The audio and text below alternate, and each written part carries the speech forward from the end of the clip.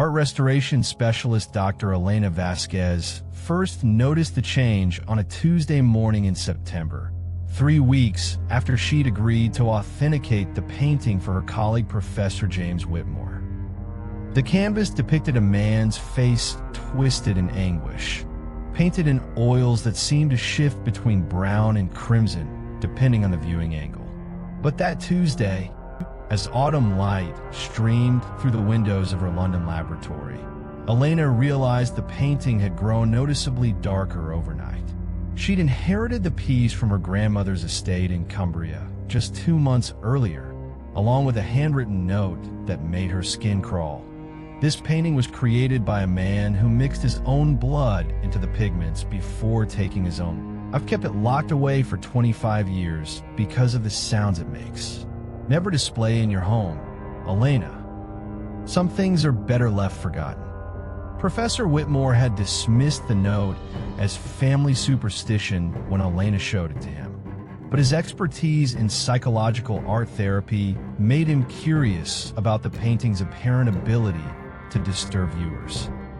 They'd agreed to study the piece together, documenting any unusual properties through scientific observation rather than relying on folklore and fear.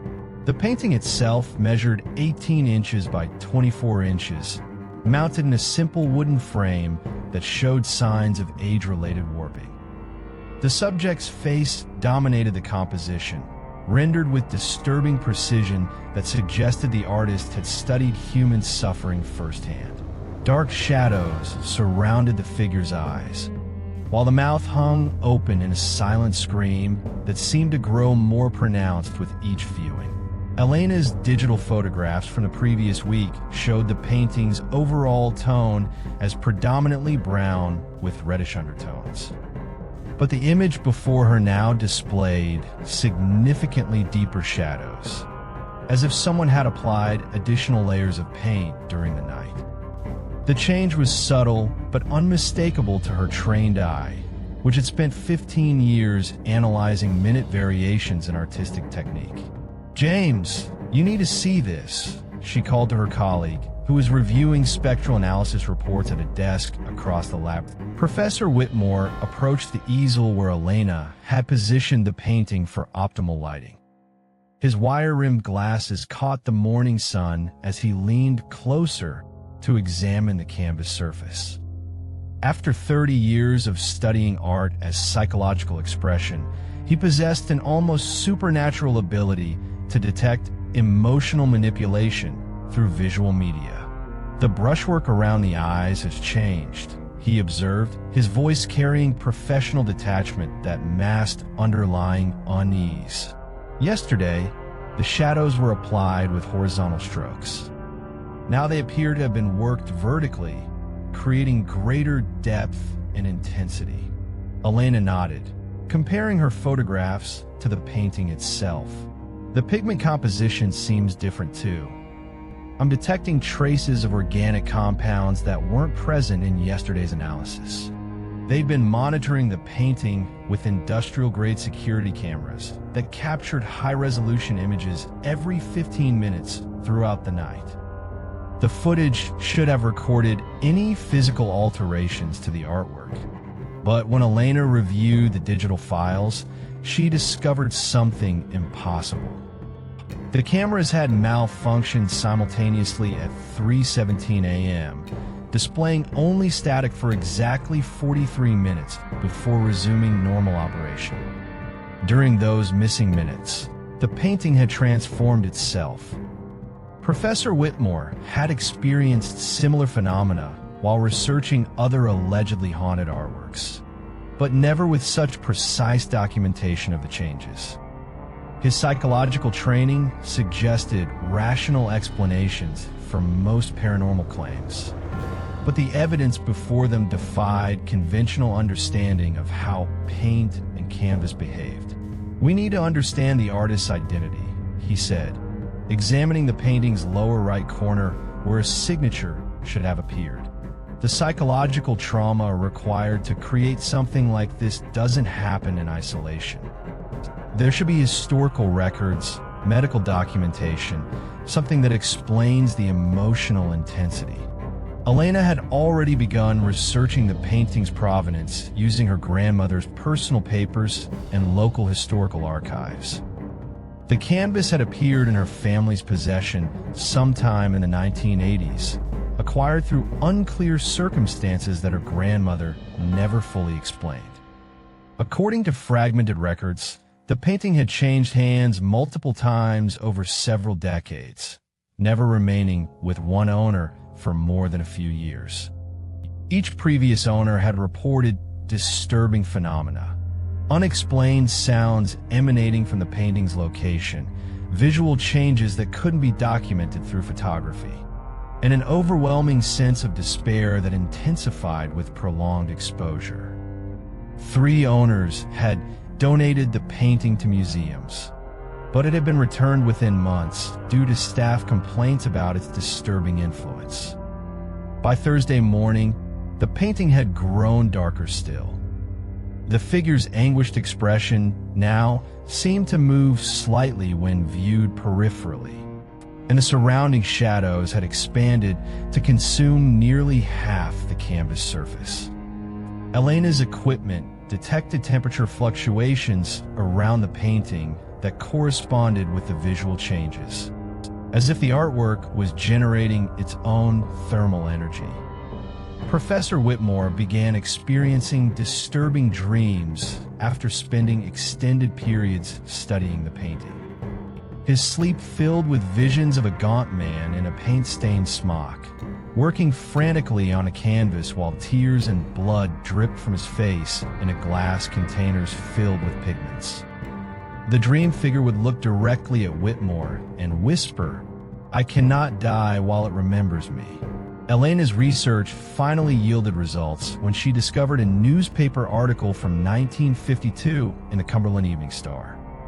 The brief report described the suicide of a local artist named Thomas Ashworth, found dead in a studio with his wrists slashed and a freshly completed painting beside his body. Police noted that Ashworth had used his own blood as a medium, mixing it with oil paint to create what witnesses described as the most disturbing portrait they'd ever seen. The article included a grainy photograph of the painting, clearly showing the same anguished face they'd been studying. But the 1952 image revealed significant differences in composition and tone. In the newspaper photo, the painting appeared relatively light, with the subject's features clearly visible and the surrounding area filled with neutral gray tones. Their current version showed a dramatically different reality. The painting had been growing progressively darker for 70 years, as if the artist's tormented spirit was slowly consuming his own creation from within. Thomas Ashworth was committed to a psychiatric hospital in 1951, Elena reported, reading from medical records she'd obtained through historical research channels. His treatment notes described severe depression, artistic obsession, as claims that his paintings were stealing pieces of his soul with each brushstroke.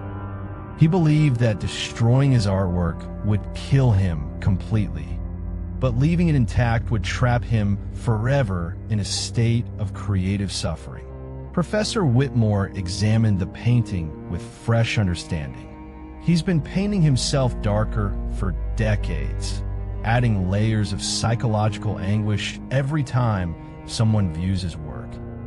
Each observer feeds energy back into the canvas, allowing him to continue his artistic process beyond death. The revelation explained the painting's behavior and the consistent reports of disturbing phenomena from previous owners. Thomas Ashworth hadn't simply mixed blood with his pigments. He'd embedded his entire consciousness into the artwork, creating a vessel for his continued existence that fed on emotional responses from living viewers. By the weekend, the painting had become almost entirely black, with only the subject's eyes remaining visible as points of brilliant, tortured light. The temperature around the canvas had risen to nearly 90 degrees, and both researchers reported hearing faint sounds of weeping that seemed to emanate from the paint itself. Elena's digital analysis revealed impossible chemical changes occurring within the pigment layers. New compounds were forming spontaneously, creating darker tones that shouldn't have existed based on the original materials. The painting was literally consuming light, absorbing photons, and converting them into emotional energy that fed the trapped consciousness within. "We have to destroy it," Professor Whitmore declared on Sunday evening as they watched the painting's eyes track their movement across the laboratory. Thomas Ashworth is suffering, and his pain is growing stronger with each observation.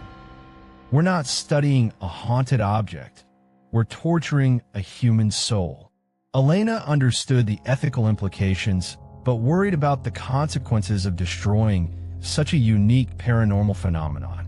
What if destroying the painting doesn't free him? What if it traps him in even greater anguish? They decided to attempt communication first, using infrared cameras to detect thermal changes that might correspond with yes or no responses to direct questions. The experiment revealed Thomas Ashworth's consciousness was indeed present within the painting, desperate for release but terrified of complete oblivion. Through painstaking thermal analysis, they established basic communication with the deceased artist. He confirmed that his suicide in 1952 had been motivated by his inability to stop painting, driven by an obsessive need to perfect his artistic vision that had consumed his entire existence. The blood mixed with his pigments had created an unintended spiritual anchor, binding his consciousness to the canvas. Each time someone viewed the painting with emotional intensity, Ashworth gained energy to continue his work, adding darker layers that reflected his growing despair. He'd been trapped in an endless cycle of creative suffering for 70 years, unable to complete his artistic vision, but unable to abandon the attempt. The solution came from an unexpected source. Elena discovered that Thomas Ashworth had been working on a series of paintings before his death, intending to create a visual representation of human psychological evolution from despair to hope. The Anguished Man was meant to be the first piece in a trilogy that would culminate in spiritual transcendence and peace. He needs to finish the series, Elena realized. The painting keeps growing darker because it's incomplete, trapped in eternal anguish without resolution.